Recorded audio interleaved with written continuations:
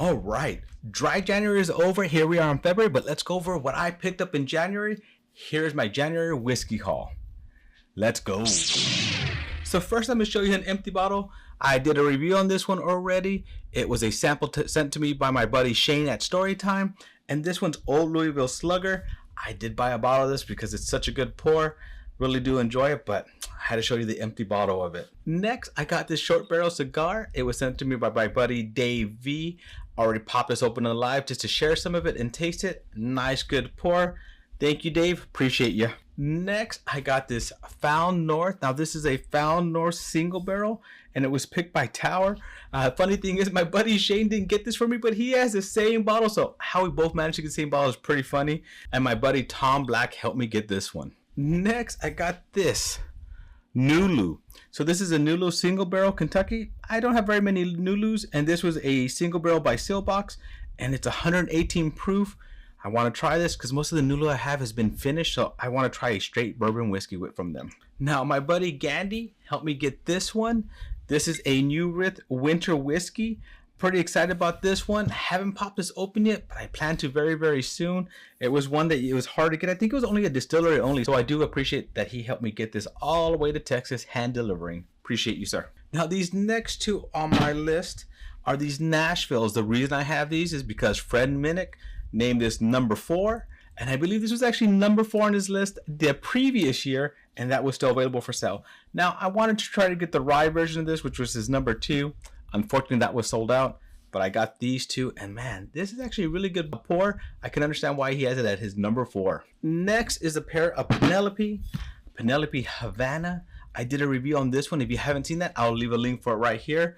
This is a fun pour. I really do enjoy it. I liked it a lot more than I thought I would, but I was lucky enough to get a backup bottle of this, so I'm pretty excited to have that.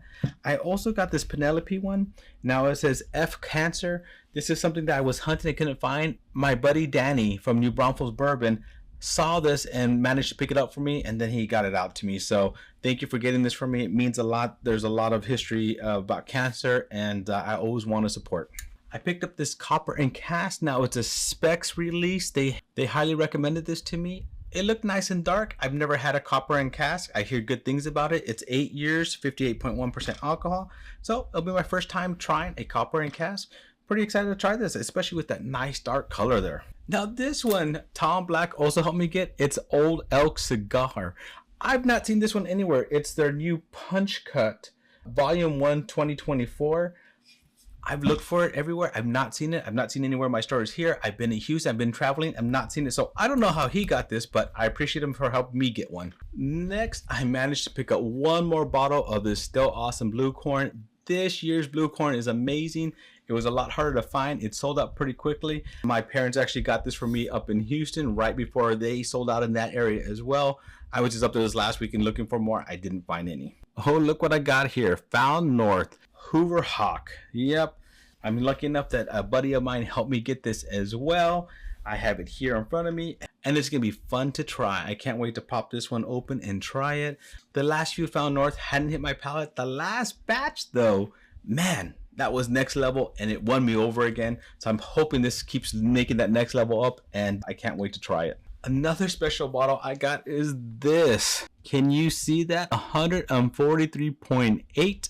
It's a Jack Daniel's Coy Hill. I won this in an auction. I love it that I didn't have to pay that crazy secondary market for it, and I didn't think it was going to be one I won, and when I did, it was just a good night for me. I haven't popped it open yet. I can't wait to try this one. Oh my goodness, look at that darkness. I can't even see through it.